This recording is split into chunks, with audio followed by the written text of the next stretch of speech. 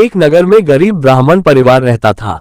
उनके घर एक बेटी थी जो बहुत ही सुंदर थी, लेकिन उसका विवाह नहीं हो रहा था। एक दिन एक साधु उसके घर आए और उस लड़की की सेवा से प्रसन्न हुए और उसका हाथ देखा।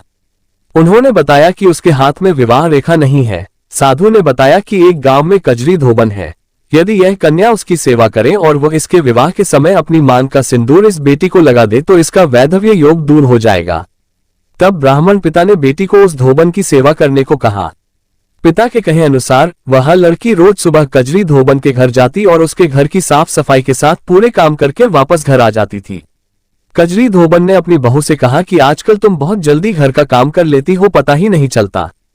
तब उसने कहा कि वो कोई काम नहीं करती, पता नहीं कौन ये सारे काम करता है। अगले दिन से सास और बहू निगरानी करने लगी। काफी दिनों बाद कजरी धोबन ने उस कन्या को पकड़ लिया और उससे पूछा कि तुम इतने दिनों से मेरे यहाँ ये सब काम क्यों करती हो। तब उसने कजरी धोबन को सारी बातें बताई। कजरी धोबन तैयार हो गई। उसने जैसे ही उस कन्या की मांग में अपनी सिंदूर लगाए वैसे ही उसकी पति की मृत्यु हो गई।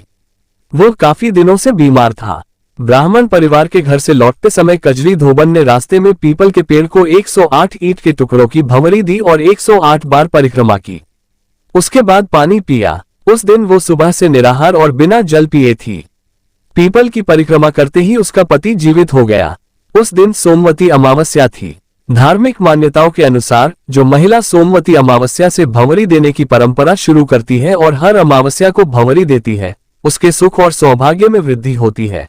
प्रिय दर्शकों, अगर यह कहानी आपको पसंद आई हो तो कमेंट में जरूर लिखिएगा और हमारे YouTube चैनल श्री निर्मल ज्ञान गंगा को सब्सक्राइब कीजिए और हमारे वीडियो को लाइक कीजिए और अपने दोस्तों को अधिक से अधिक शेयर कीजिए। जय श्री कृष्णा। राधे राधे।